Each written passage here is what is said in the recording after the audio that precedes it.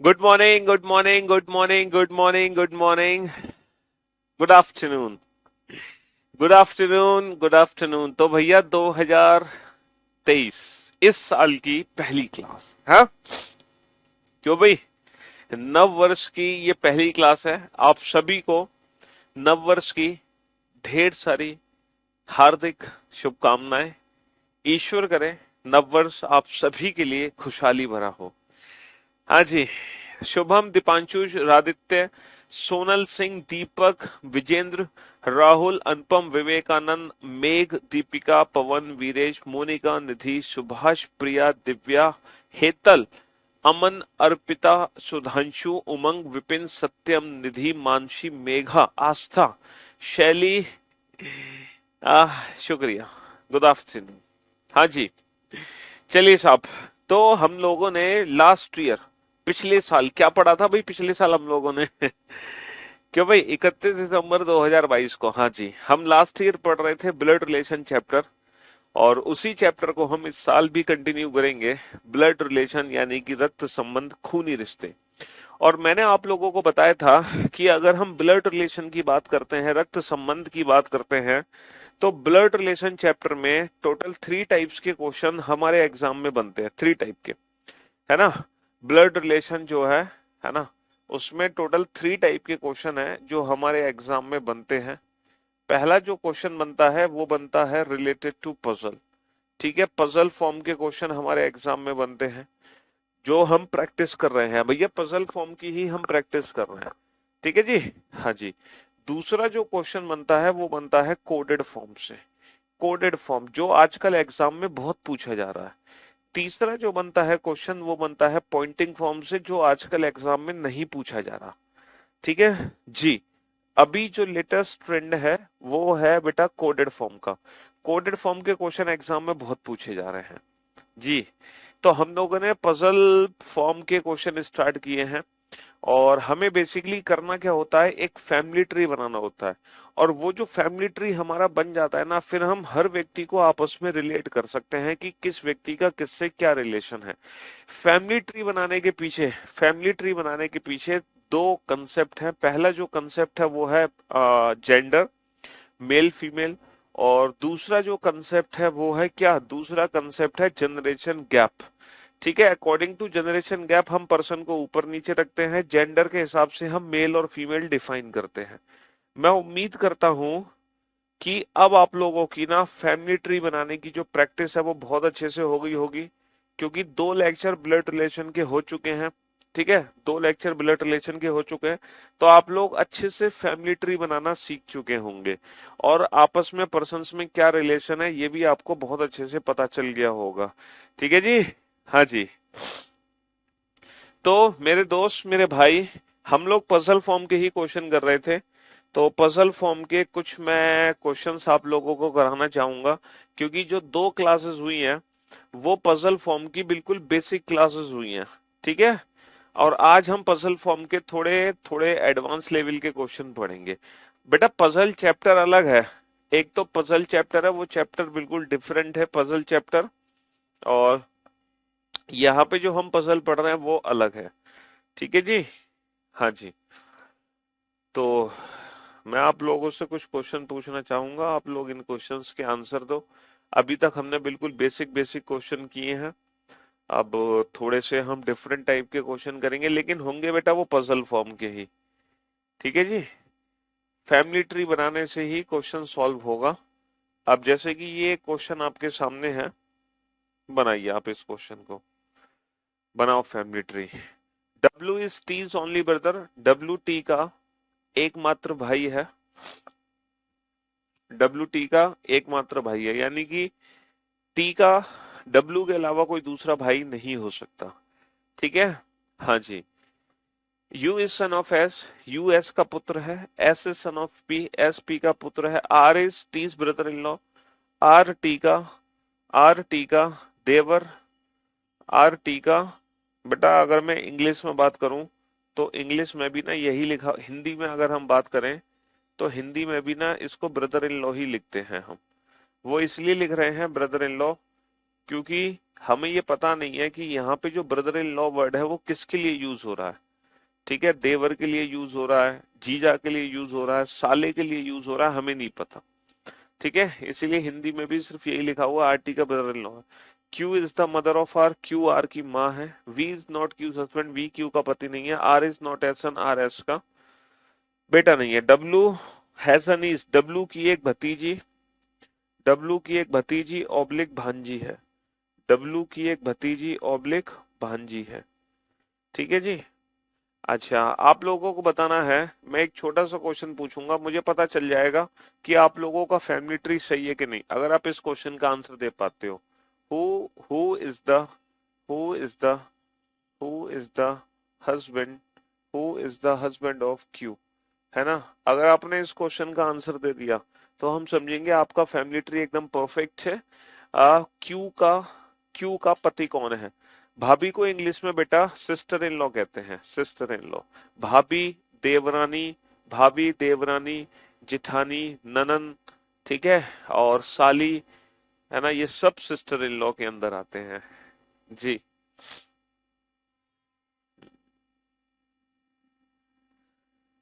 हाँ हाँ बिल्कुल, आप जो क्लास नोट्स पढ़ा रहे हो उससे पढ़ सकते हो, क्यों नहीं पढ़ सकते हो। चलिए, आप इस का फैम बेटा, ये जो क्वेश्चन है ना, ये 5 नंबर का क्वेश्चन है। जब आप इस इंफॉर्मेशन का फैमिली ट्री बना लोगे तो इस इंफॉर्मेशन से ना कम ना एग्जाम में कम से कम 2 क्वेश्चन पूछे जाएंगे। मैंने तो सिर्फ एक ही क्वेश्चन पूछा है, who is the husband of Q, लेकिन आपके एग्जाम में ना 2 क्वेश्चन पूछे जाएंगे। क्या पूछे जाएंगे? 2 क्वेश्चन। ठीक है जी।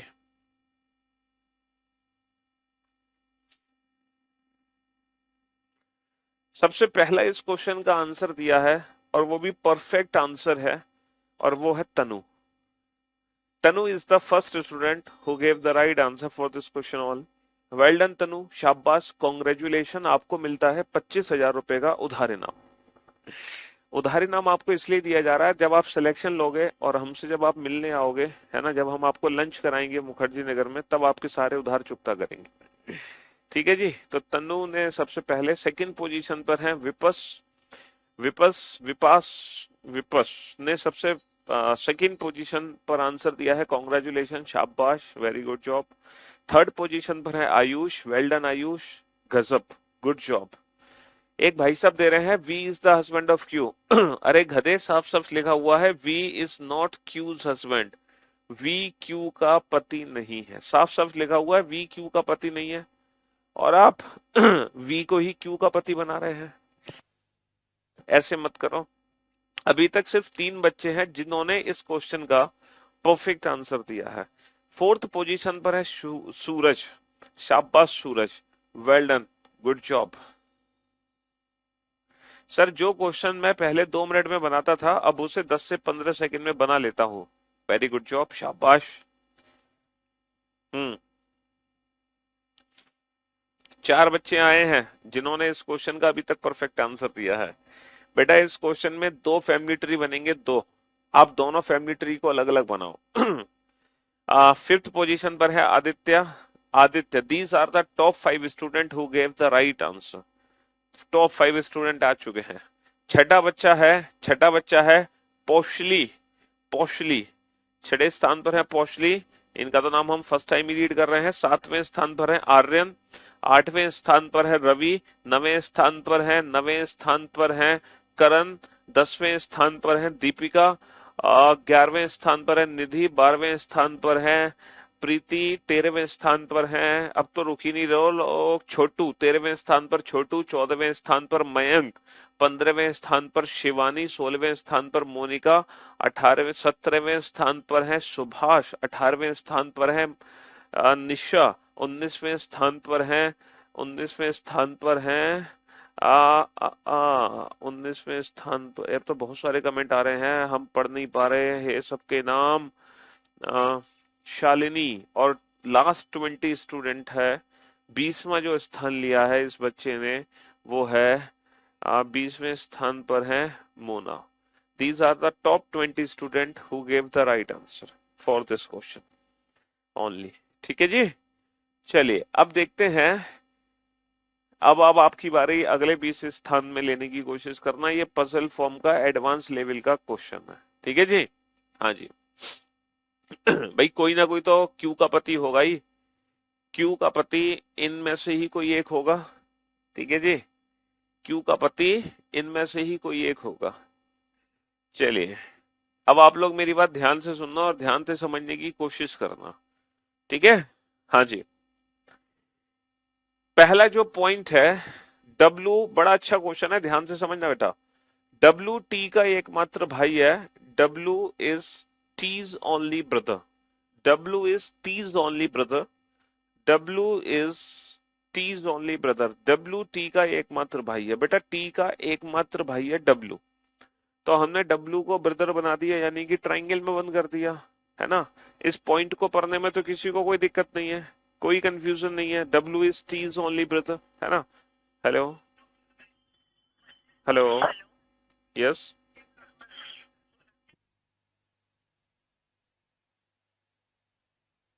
हाँ जी, W is T's only brother. W T का एकमात्र भाई है, तो हमने बना दिया W is the brother of T.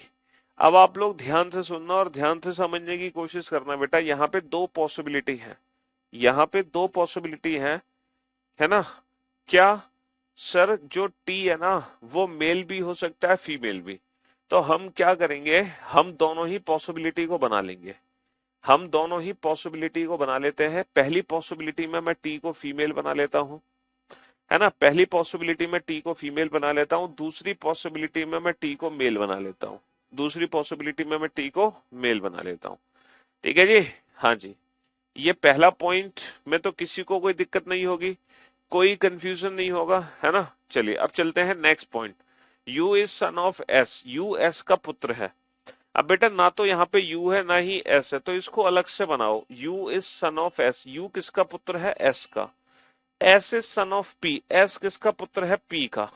मेरे दोस्त, मेरे भाई, अभी तक किसी भी बच्चे को कोई कंफ्यूजन नहीं होगा।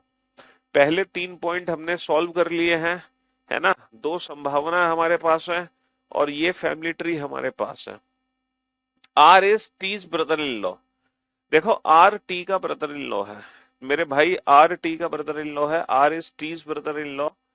तो यहां पर देखो, अगर टी फीमेल है तो टी का ब्रदर इन लॉ कौन होगा, डब्ल्यू टी। यहाँ पे टी फीमेल है तो इसका जो ब्रदर इन लॉ है वो इसके पति का भाई हो गया। R is T's brother in law. और अगर टी मेल है, अगर टी मेल है तो इसका ब्रदर इन लॉ होगा इसकी पत्नी का भाई। R is T's brother in law. हमने दो पॉसिबिलिटी बना रखी थी, दोनों में आर को ब्रदर इन लॉ बना दिया किसका, दोनों में आर को टी का ब्रदर इन लॉ बना दिया, है ना। एक में अगर ये फीमेल है तो इसके पति का भाई बना दो, और अगर ये मेल है तो इसकी पत्नी का भाई बना दो। यहां तक तो किसी को कोई कंफ्यूजन नहीं है, बहुत बढ़िया, है ना। Q is mother of R. R की माँ कौन है, आर की मम्मी बना दी क्यू हमने, है ना। आर की मम्मी कौन है, आर की मम्मी है क्यू, तो आर की हमने माँ बना दी क्यू। यहां तक भी किसी को दिक्कत नहीं है। V is not Q's husband. भैया क्यू के एक पति हैं, क्यू के एक पति हैं, लेकिन वो वी नहीं है। तो यानी कि P Q R S T U V W हमें पता लगाना है। P Q R S T U V W, है ना। P Q R S T U V W हमें पता लगाना है who is the husband of Q. और क्वेश्चन में साफ साफ बोला गया है V is not Q's husband. यानी कि वी को यहां से बाहर कर दो। दोनों पॉसिबिलिटी में से दोनों पॉसिबिलिटी में से हमने वी को बाहर कर दिया, क्योंकि क्यू का पति दोनों ही संभावनाओं में वी नहीं हो सकता, ठीक है जी। हाँ जी। Next, R is not S son. बेटा आर एस का बेटा नहीं है। ये जो आर है ना, ये एस का बेटा नहीं हो सकता। जो आर है वो एस का बेटा नहीं है।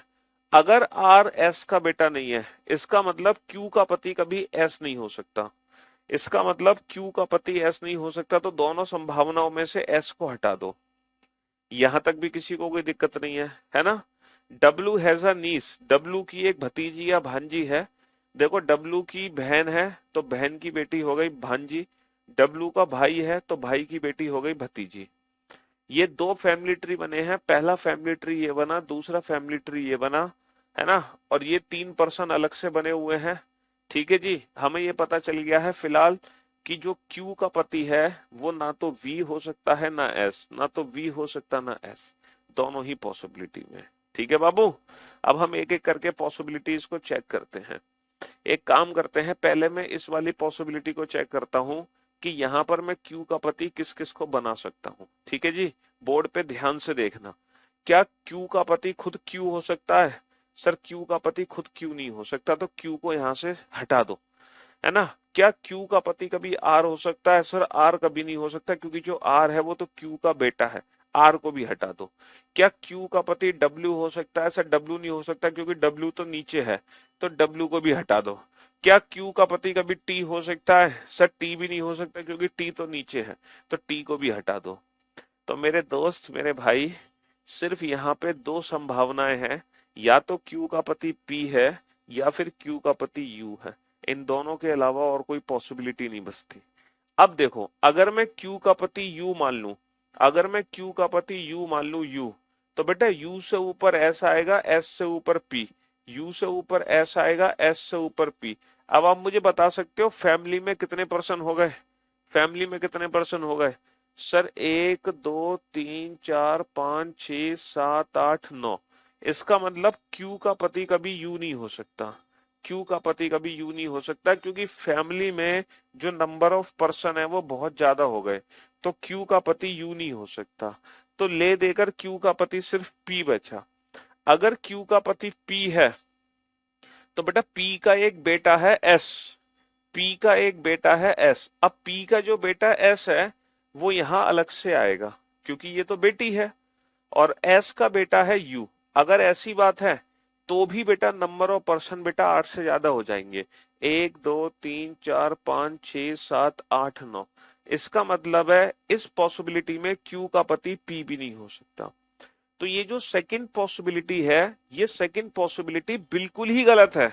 यहां पर Q का पति कोई हो ही नहीं सकता, ना तो P हो सकता ना U हो सकता। मैं आपको 10 सेकंड का टाइम दे रहा हूं ये समझने के लिए कि सेकंड पॉसिबिलिटी कंप्लीटली रॉन्ग क्यों है। यहां पर मैं किसी को भी Q का पति क्यों नहीं बना सकता। आपके पास 10 सेकंड है।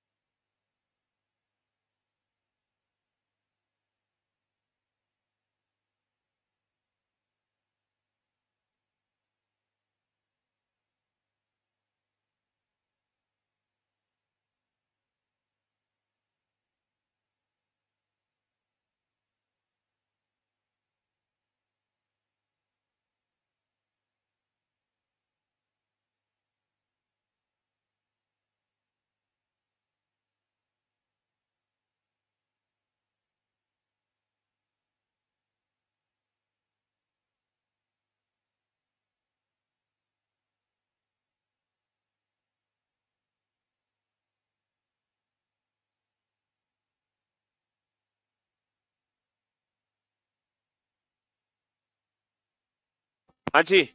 सर Q का पति V क्यों नहीं हो सकता? अरे मेरे भाई, Q का पति V कैसे हो जाएगा? अगर Q का पति V होगा तो साफ साफ लिखा हुआ है ना, V is not Q's husband. V Q का पति नहीं है। आपको समझ नहीं आ रहा? यहाँ पे तो साफ साफ लिखा हुआ है। चलिए साहब, तो इसका मतलब ये है 100% ये वाली पॉसिबिलिटी हमारी सही है। अब हमें ये देखना है कि यहाँ पर Q का पति कौन है। देखो, Q का पति V तो हो नहीं सकता, क्योंकि मना किया हुआ है।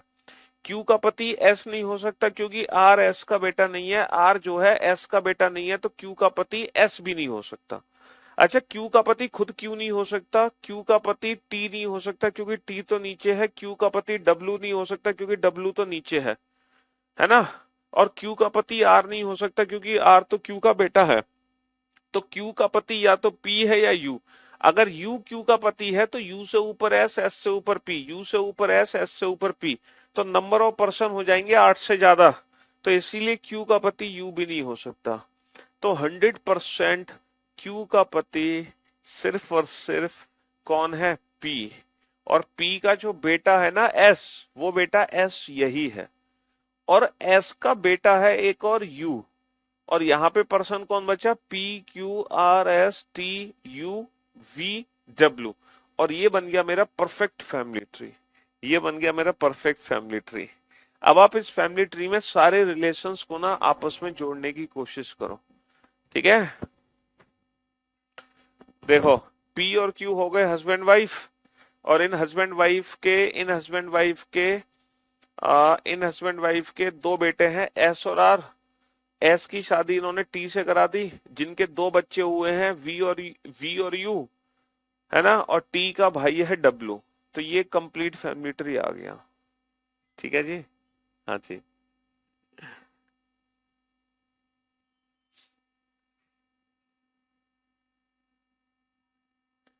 तो ये खतरनाक से क्वेश्चन थे। हमें कैसे पता चलेगा? अरे टी का जेंडर नहीं पता था ना, तो टी की दोनों पॉसिबिलिटी ले ली हमने। एक में टी को मेल ले लिया हमने, एक में टी को फीमेल ले लिया। इसमें कोई पूछने वाली बात थोड़ी है।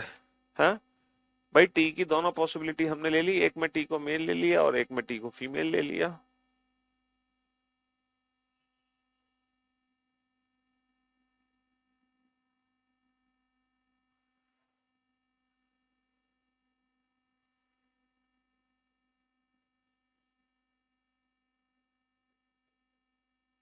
हाँ जी।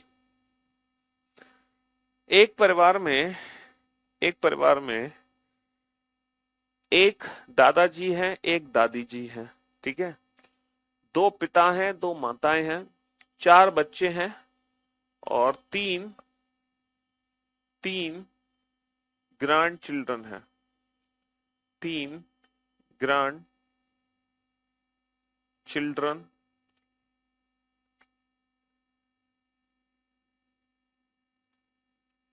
चिल्ड्रन है। ठीक है जी। एक भाई है, दो बहनें हैं, दो बेटे हैं, दो बेटियां हैं, एक ससुर है, एक सास है, एक बहू है। तो परिवार में कुल कितने व्यक्ति हैं ये बताओ जल्दी से। परिवार में कुल कितने व्यक्ति हैं? आज थोड़े हम डिफरेंट टाइप के क्वेश्चन कर रहे हैं बेटा, ब्लड रिलेशन के, पजल फॉर्म के। अभी तक आपने जो पहली दो क्लासेस में क्वेश्चन किए थे पजल के, वो बिल्कुल बेसिक लेवल के क्वेश्चन थे। आज हम थोड़े डिफरेंट टाइप के क्वेश्चन कर रहे हैं, ये चेक करने के लिए कि देखो ब्लड रिलेशन जो चैप्टर है ना, मैं आप लोगों को बता दूं इस चैप्टर की खास बात एक और क्या है। बेटा ब्लड रिलेशन चैप्टर ना हमारे आईक्यू को भी टेस्ट करता है कि हमारा आईक्यू कितना है। ठीक है, हमारे अंदर इंटेलिजेंसी कितनी है। ब्लड रिलेशन चैप्टर ये भी टेस्ट करता है। अगर आप ब्लड रिलेशन चैप्टर के क्वेश्चन अच्छे से समझ पा रहे हैं, अच्छे से सॉल्व कर पा रहे हैं, इसका मतलब आपके जो माइंड का लेवल है वो एकदम ओके है, एकदम परफेक्ट है।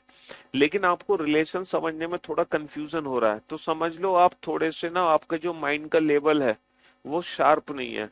आप अपने दिमाग पे ना काम नहीं कर रहे हैं। आपका जो ध्यान है वो इधर उधर की बातों में ज्यादा है। आपका फोकस नहीं है पढ़ाई पर। ठीक है, तो जिस बच्चे का आईक्यू लेवल स्ट्रांग है, जो बच्चा इंटेलिजेंस है, जो बच्चे का ध्यान एकदम पढ़ाई में है, उस बच्चे को ब्लड रिलेशन अच्छे से समझ आ रहा होगा, बहुत बेहतर तरीके से। ठीक है, उसको बहुत मजा आ रहा होगा। तो ये चैप्टर हमारे आईक्यू को भी चेक करता है, हमारे आईक्यू लेवल को। ग्रैंड चिल्ड्रन यानी कि पोता पोती। देखो बहुत सारे बच्चों का एकदम परफेक्ट आंसर आ चुका है। इस बार मैं नाम नहीं ले पाया, 20 से ज्यादा स्टूडेंट है जो एकदम परफेक्ट आंसर दे चुके हैं। 20 प्लस स्टूडेंट है जिनका परफेक्ट आंसर आ चुका है। देखो दादा दादी सास ससुर पिता माता ग्रैंड चिल्ड्रन, तो एक बेसिक सा फैमिली ट्री होता है लाइक दिस। ये बिल्कुल बेसिक सा फैमिली ट्री है। ठीक है, ये एकदम बेसिक सा फैमिली ट्री है लाइक दिस। तो अब देखो इसमें क्या क्या हमसे बोला जा रहा है। एक परिवार में एक दादाजी हैं, एक दादाजी, तो भैया ये दादा है परिवार के। एक दादी है, तो ये परिवार की दादी है। एक बच्चे ने पता है 23 आंसर दिया है। बहुत बच्चा, बहुत बढ़िया, शाबाश बेटा, आपको भारत रत्न दिया जाएगा बहुत जल्दी। 23 मेंबर बता दिए हैं उसने पूरे परिवार में। देखो परिवार में दादा भी है, परिवार में दादी भी है, दो पिता है परिवार में, तो बेटा ये भी पिता है परिवार का, ये भी पिता है, तो ये दो पिता है परिवार में। दो माताएं हैं, तो सर ये भी माता है परिवार में, ये भी माता है। यहां तक बेटा चीजें क्लियर हैं। ठीक है, एक दादा भी हो गए, दादी भी हो गए, दादा भी हो गई, दादी भी हो गए, पिता भी हो गए, माता भी हो गई, दो पिता भी हो गए, दो माता भी हो गई। यहां तक तो कोई दिक्कत नहीं है। चार बच्चे हैं, तीन पोता पोती है। बेटा एक तो बच्चा ये है इन दोनों का, तीन पोता पोती है, तो ये यहाँ पे तीन। अभी इनका जेंडर नहीं पता। तो बेटा चार बच्चे हो गए और तीन पोता पोती हो गए। एक भाई दो बहन, इसका मतलब इसमें एक भाई है और दो बहनें हैं। दो पुत्र हैं, दो बेटियां हैं। देखो ये दोनों पुत्र हैं और ये दोनों बेटियां हैं। एक ससुर है, एक सास है। ये ससुर है, ये सास है। इसकी इसकी सास, इसका ससुर। अच्छा एक बहू है, ये बहू है। तो परिवार में कुल कितने सदस्य हैं? एक दो तीन चार पाँच छह सात। There are only 7 members in the family. There are only 7 members. परिवार में कुल 7 सदस्य हैं, यही। गुड। इस बार तो बहुत सारे बच्चों का आंसर एकदम परफेक्ट था, बहुत सारे बच्चों का। पिछली वाले क्वेश्चन का तो नहीं था, बट इस वाले क्वेश्चन में तो अधिकतर ने सही आंसर दिया है।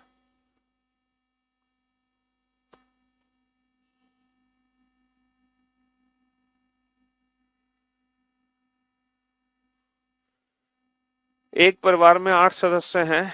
ए बी की माता है, जो कि सी का भाई है। सी और क्यू भाई बहन है। देखो सिबलिंग्स का मतलब होता है, सिबलिंग्स का एग्जैक्ट मीनिंग होता है सी एंड क्यू सहोदर है। सहोदर है। सहोदर का मतलब हो सकता है कि दोनों भाई भी हो सकते हैं, दोनों बहनें भी हो सकती हैं, है ना। दोनों भाई भी हो सकते हैं, दोनों बहनें भी हो सकती हैं, या फिर उनमें एक भाई और एक बहन। जेड बी का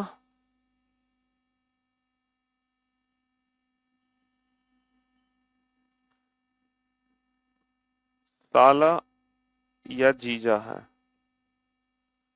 जो डी का पुत्र है।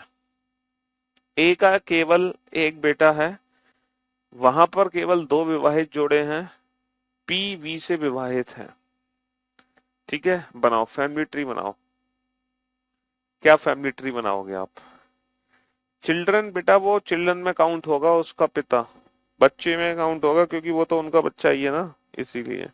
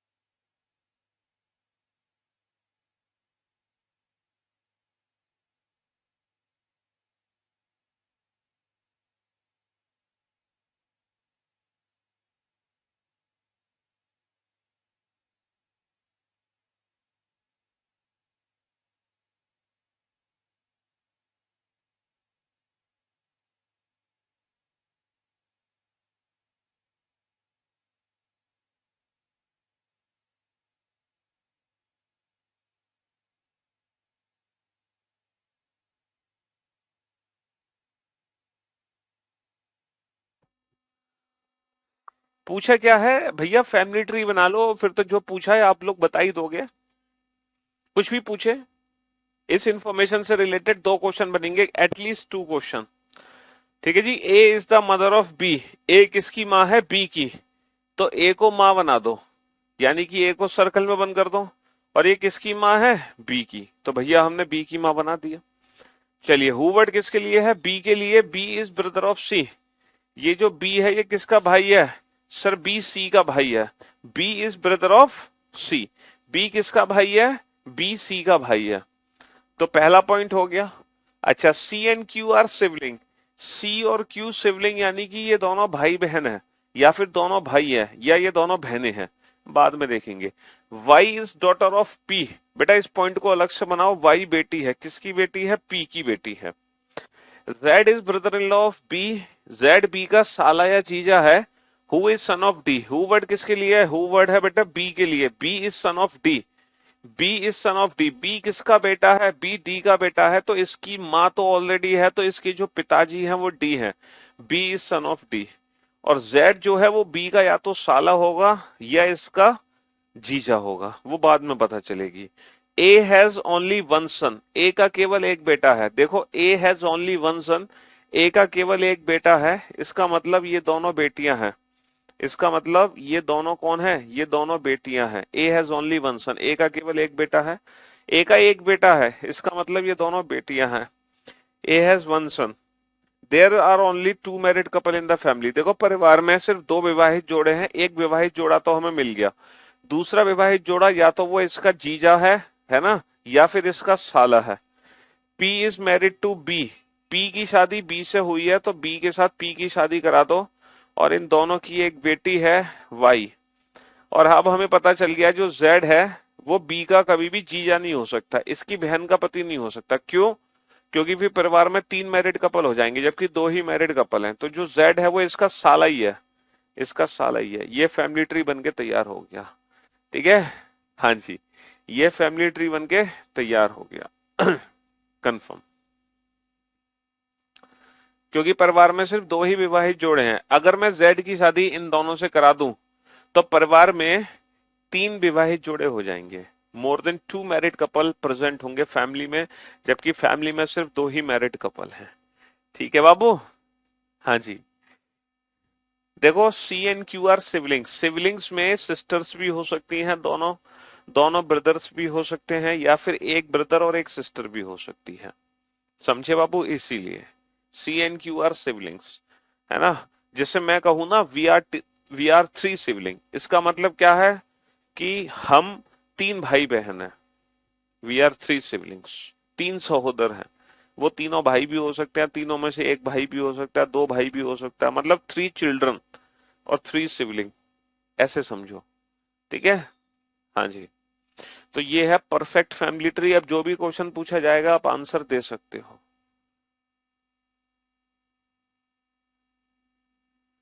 एग्जाम में क्वेश्चन पूछा जाएगा who who who who is the uncle of Y, तो आप आंसर क्या दोगे, who is the uncle of Y, Z. Who is the grandfather of Y, D. Who is the aunt of Y, C, है ना। Who how is P related to D, how is P related to D, daughter in law. ठीक है, इस type के question पूछे जाएंगे, वो आप आंसर दे ही सकते हो, ठीक है, हाँ जी।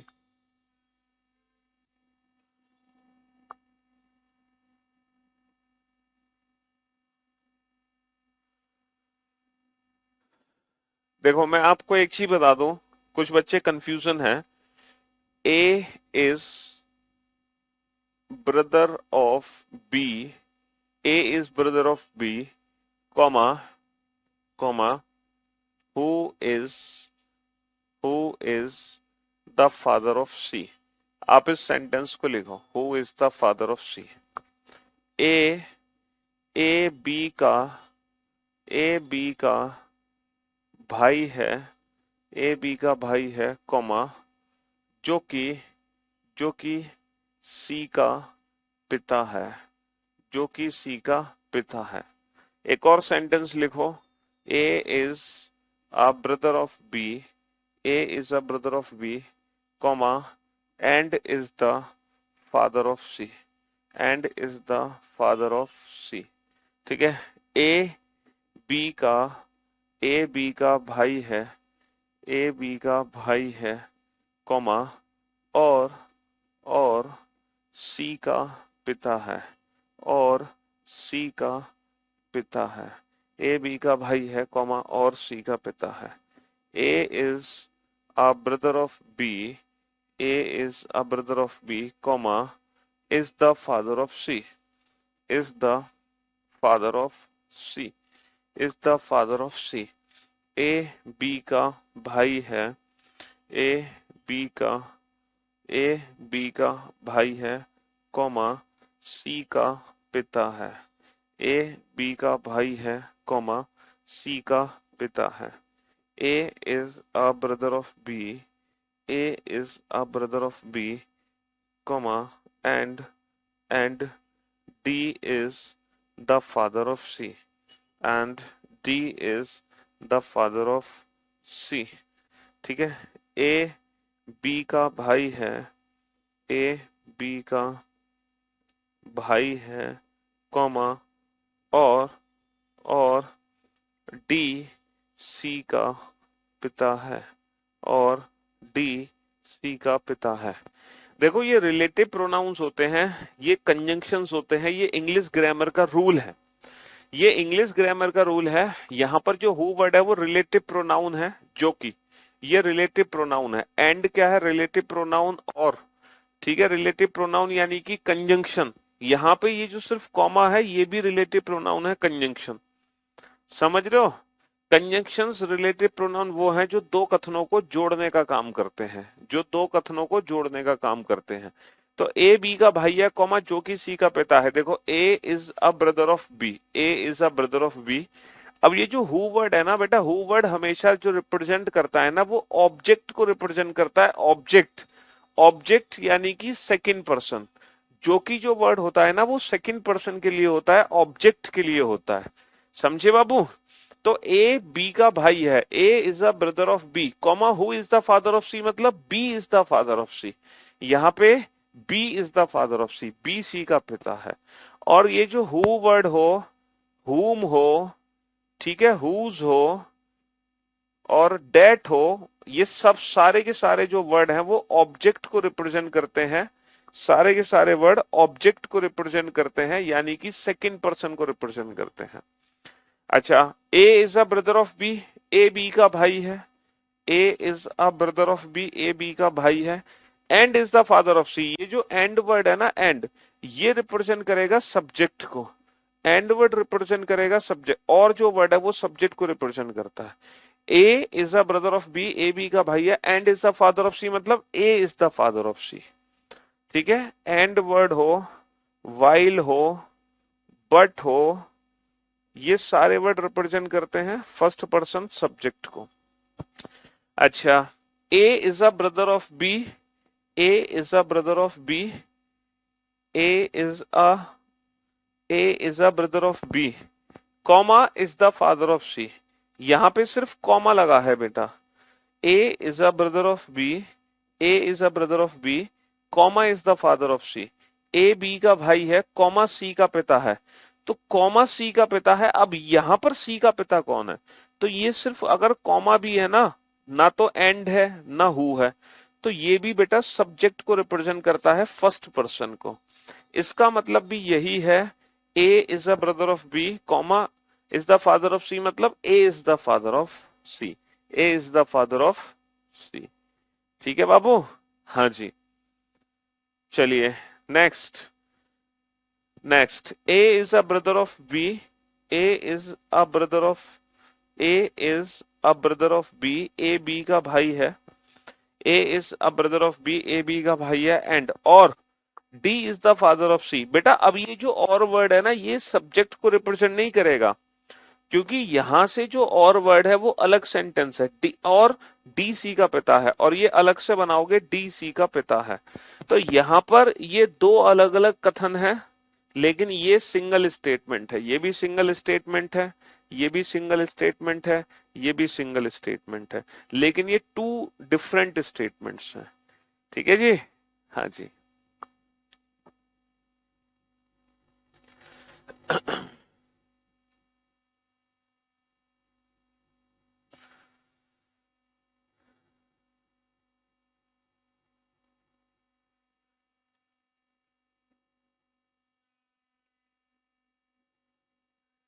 सर मेरी शकल पड़ोस के अंकल से क्यों मिलती है?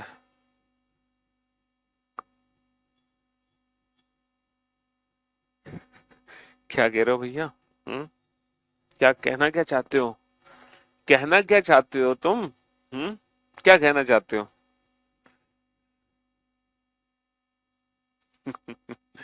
चलिए साहब, कुछ भी कह देते हो। बस सर कमेंट पढ़ ले हमारा। है? क्यों भाई?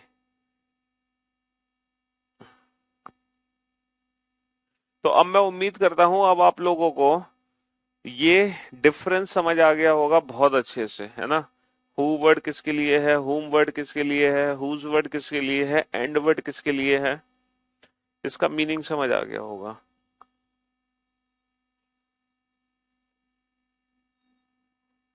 चलो इस क्वेश्चन को सॉल्व करो। एक परिवार में प्रत्येक बच्चे में कम से कम चार भाई और तीन बहनें हैं। एक परिवार में प्रत्येक बच्चे के एक परिवार में प्रत्येक बच्चे के कम से कम चार भाई और तीन बहनें हैं। ठीक है।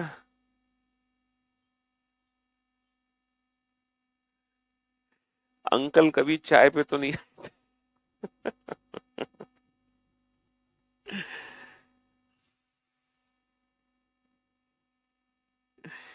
हाँ जी। एक परिवार में प्रत्येक बच्चे के कम से कम चार भाई और तीन बहनें हैं। परिवार में बच्चों की सबसे सबसे न्यूनतम संख्या क्या हो सकती है? परिवार में बच्चों की सबसे न्यूनतम न्यूनतम संख्या क्या हो सकती है? बताओ। कम से कम बच्चों की संख्या बताओ परिवार में। एक परिवार में प्रत्येक बच्चे के कम से कम चार भाई और तीन बहनें हैं। देखो, प्रत्येक बच्चे के कम से कम चार भाई हैं, कम से कम चार भाई हैं और तीन बहनें हैं। तो हर बच्चे के चार भाई तीन बहन होना जरूरी है। मेरे दोस्त, मेरे भाई, इस बच्चे के इस बच्चे की तीन बहनें तो हैं, इस बच्चे की कम से कम तीन बहनें तो हैं, लेकिन दिक्कत यह है इस बच्चे के चार भाई नहीं है। इसीलिए एक भाई होना और जरूरी है। अब आप कहोगे सर ऐसे तो पांच भाई हो गए, हो जाने दो, कम से कम चार होने चाहिए थे। तो इस बच्चे के कम से कम चार भाई तीन बहन है, इसकी भी कम से कम चार भाई तीन है, इसके भी कम से कम चार भाई तीन बहनें, इसकी भी कम से कम चार भाई तीन बहनें, इसकी भी कम से कम चार भाई तीन बहनें हैं। लेकिन दिक्कत यह है कि ये जो बच्ची है ना, इसके कम से कम चार भाई तो हैं, लेकिन इस बच्चे की कम से कम तीन बहनें नहीं है, इसकी सिर्फ दो बहनें रह गई। इसीलिए यहाँ पर एक बहन भी होना जरूरी है। और इस क्वेश्चन का आंसर क्या होगा? n+2, चार और तीन सात और दो नौ। ठीक है, 9 इज द राइट आंसर। तो हर बच्चे के अब कम से कम चार भाई और तीन बहनें हैं, देख सकते हैं। अब हर बच्चे के कम से कम चार भाई और तीन बहनें हैं। 9 होगा इस क्वेश्चन का आंसर।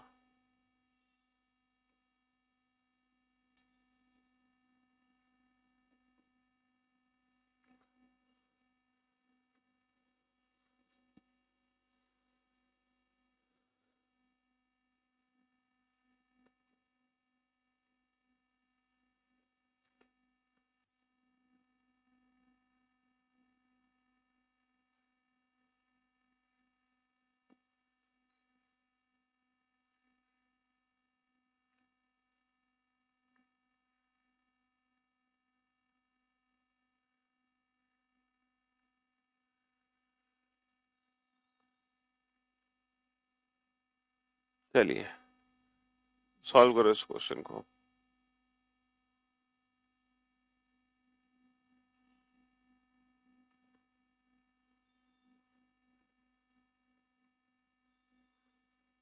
और इस इंफॉर्मेशन से रिलेटेड जो क्वेश्चन पूछे गए हैं वो ये क्वेश्चन पूछे गए हैं।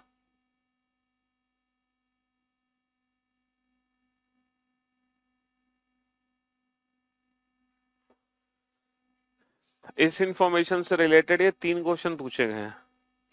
इन तीनों क्वेश्चन को सॉल्व करो, बनाओ फैमिली ट्री। हाँ जी।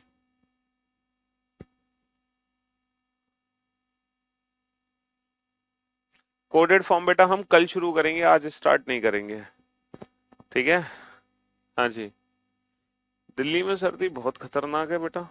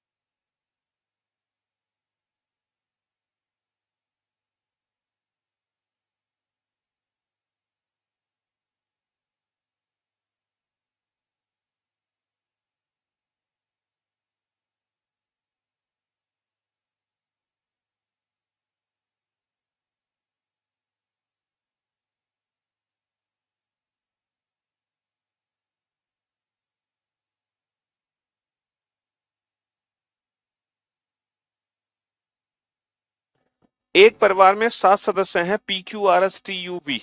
ठीक है। हाँ जी, एक परिवार में 7 सदस्य हैं, P Q R S T U B. R U का ससुर है। अब देखो, R is the father in law of U, दो पॉसिबिलिटी है ना। आर यू का ससुर है, तो यहां पर दो पॉसिबिलिटी है। यू मेल भी हो सकता है, यू फीमेल भी हो सकती है। लेकिन यहां पर एक जो की वर्ड यूज हो रहा है, हु वर्ड यूज हो रहा है। हु वर्ड किसके लिए यूज होगा? यू के लिए। यहां पे जो की जो वर्ड यूज हो रहा है,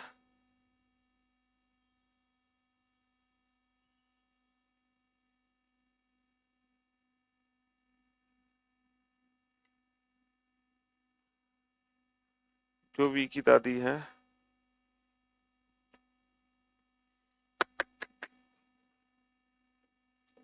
ये हिंदी में इतनी मिस्टेक क्यों है?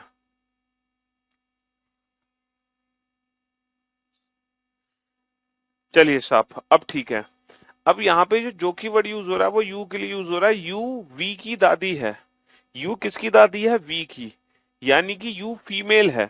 आर यू का ससुर है, यू फीमेल है, और इसके ससुर साहब कौन है? आर। तो इसके पति के जो पिताजी हैं वो आर है। R is the father in law of U, and who is the grandmother of V. ये किसकी दादी है?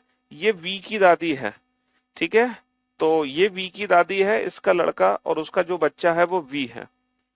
पी के दो बेटे हैं। पी के दो बेटे हैं, हमें नहीं पता पी के दो बेटे कौन है। टी एस का पिता है। टी किसके पिताजी हैं? टी एस के पिताजी हैं। एस और क्यू का लिंग समान है। एस और क्यू का लिंग समान है। आर पी से विवाहित है। आर किससे विवाहित है? आर की शादी पी से हुई है। आर की शादी पी से हुई है। देखो आर यू का ससुर है, आर यू का ससुर हो गया। जो कि वी की दादी है, जो कि वी की दादी हो गई। पी के दो बेटे हैं, पी के दो बेटे हैं, पी का एक बेटा तो हो गया, पी का एक और बेटा है। टी एस का पिता है। टी कौन है? टी एस का पिता है। अच्छा 7 मेंबर है परिवार में, 1 2 3 4 5 6 7, ये हो गए। ये टी नहीं हो सकता, ये टी नहीं हो सकता, ये टी है और ये किसका पिता है? टी एस का पिता है ना। एस और क्यू का लिंग समान है, ये क्यू है। एस और क्यू का जेंडर सेम है, आर पी से विवाहित है, आर पी से विवाहित है। तो ये फैमिली ट्री हमारा बन गया। ठीक है। हाँ जी। तो पहला पॉइंट है who is the mother of Q. Q की माँ कौन है? क्यू की माँ पी है। How is V related to T? How is V related to T? V का टी से क्या संबंध है? कैन नॉट बी डिटरमाइन, हम डिफाइन नहीं कर सकते क्योंकि हमें वी का जेंडर ही नहीं पता। How is Q related to U? How is Q related to U? Q इसके पति का भाई यानी कि देवर है, देवर है ना, ब्रदर इन लॉ। यहां पर ब्रदर इन लॉ हम यूज कर सकते हैं, है ना। तो option B brother in law is the right answer. इसके पति का भाई, पति का भाई, ब्रदर इन लॉ यानी कि देवर। ठीक है, ये फैमिली ट्री बनेगा इस क्वेश्चन के लिए।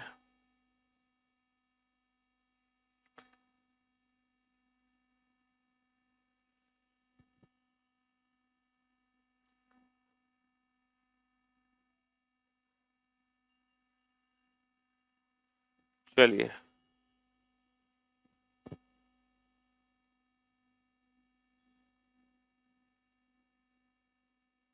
इस क्वेश्चन को बनाओ।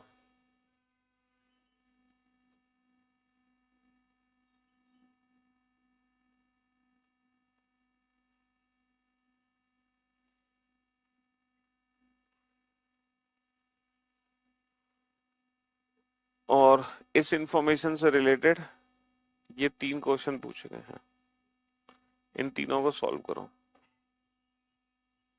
चलिए,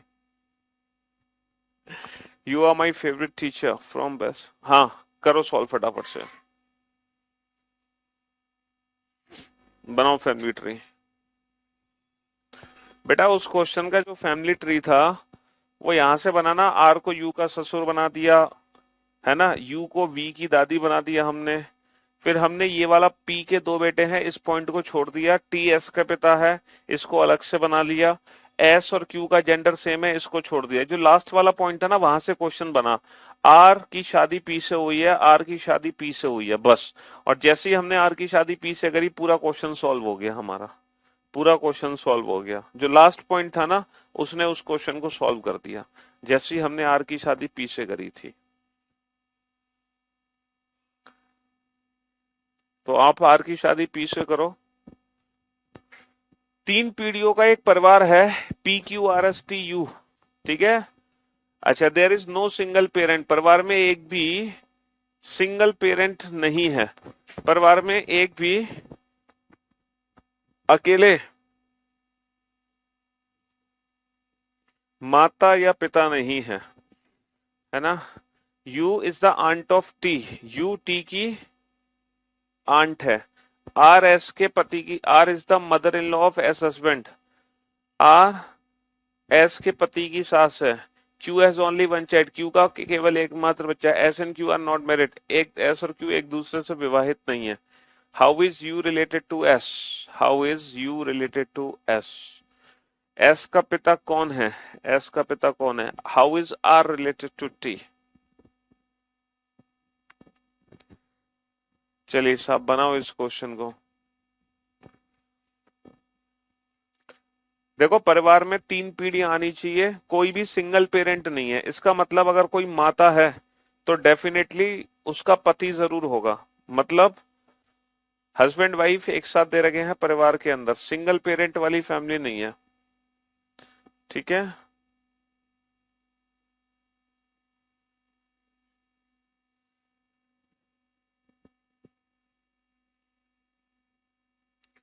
बनाओ।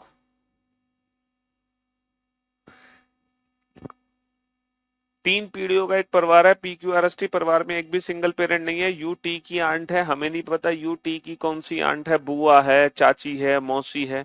आर एस के पति की सास है। यहां से क्वेश्चन हम बना सकते हैं, आर जो है वो एस के पति की सास है। देखो एस का पति बनाओ, इसका पति मतलब ये महिला है, इसके पतिदेव बना दिए। इसके पति की सास है, आर जो है इसके पति की सास, तो इसके पति की सास कौन होगी, इसकी सास कौन होगी, इसकी पत्नी की माँ। तो आर जो है वो एस की बेसिकली माँ है। आर एस की कौन होगी, माँ होगी, क्योंकि जो आर है वो इसके पति की सास, तो इसकी जो खुद की माँ है वही तो इसके पति की सास है। और कोई भी सिंगल पेरेंट नहीं है, इसका मतलब आर है तो डेफिनेटली उसका एक पति भी है फैमिली में, क्योंकि कोई भी फैमिली में सिंगल पेरेंट नहीं है। तो हमने सिर्फ ये वाला पॉइंट यूज किया है, आर एस के पति की सास है, आर एस के पति की सास है। क्यू का केवल एक बच्चा है,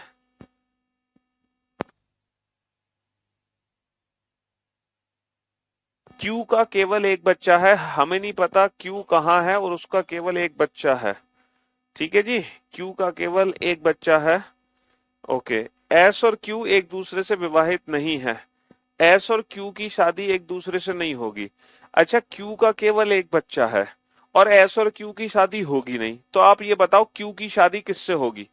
क्यू की शादी इससे हो नहीं सकती, तो क्यू की डेफिनेटली शादी इससे होनी है 100%। और इसका केवल एक ही बच्चा है, तो केवल एक बच्चा ये है, वो केवल एक बच्चा कौन है, वो ये है। ठीक है, यू टी की आंट है, यू किसकी आंट है, यू टी की आंट है, टी की आंट बनानी है हमें, टी की आंट। तो हमें टी को यहां रखना होगा कहीं। अब यहाँ टी टी जो है इन दोनों का बच्चा है और इन दोनों की जो आंट है वो यू है। परिवार में एक भी अकेले माता पिता नहीं है, यू टी की आंट है, तो यू इसकी भी बहन हो सकती है। यू अच्छा, आर और क्यू का केवल एक बच्चा है तो इनका दूसरा बच्चा तो हो नहीं सकता, तो जो यू आंट है ना वो डेफिनेटली इसकी पति की बहन है, मतलब इसके पिता की बहन है, सॉरी, क्योंकि यू इसकी बहन नहीं हो सकती क्योंकि इन दोनों का केवल अकेला बच्चा है, तो डेफिनेटली इसके पिता की बहन है यू। तो 1 2 3 4 5 6 परिवार में सदस्य कितने हैं, 6 ही मेंबर हैं। अरे हो गया क्वेश्चन सॉल्व। बचा कौन, पी, तो P Q R S T you हो गया। यू टी की आंट है, आर एस के पति की सास है, क्यू का केवल एक बच्चा है, क्यू का केवल एक बच्चा है और एस और क्यू एक दूसरे से विवाहित नहीं है। पूरा क्वेश्चन सॉल्व हो गया। अब आप ये बताओ यू एस से किस प्रकार संबंधित है, how is U related to S, इसके पति की बहन, पति की बहन कौन होती है, ननन।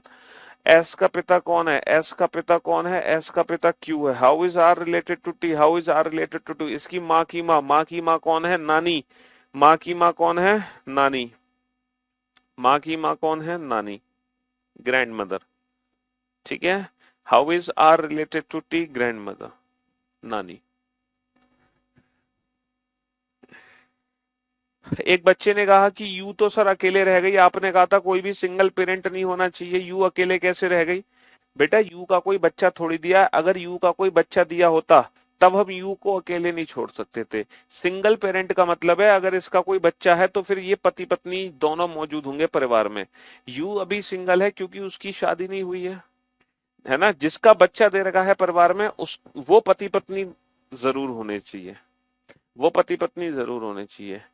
ठीक है, परिवार में एक भी अकेले माता पिता नहीं है, बेटा ये किसी की माँ नहीं है, समझ रहे हो, इसीलिए इसका पति जरूरी नहीं है हो। आर जो है, R is the mother in law of S husband, S के हस्बैंड की मदर इन लॉ, यानी कि वो एस की ही मदर हो गई आर। काउंटिंग वाला क्वेश्चन बेटा, हर व्यक्ति के कम से कम 3 भाई और 3 बहनें थी, 4 भाई 3 बहनें, इसीलिए 4 मतलब बहन भी एक एक्स्ट्रा लेनी पड़ी, भाई भी एक एक्स्ट्रा लेनी पड़ी। ठीक है जी, चलिए, तो मैं उम्मीद करता हूं कि अब जो ब्लड रिलेशन है, अब आप हर टाइप के क्वेश्चन बना सकते हो ब्लड रिलेशन में।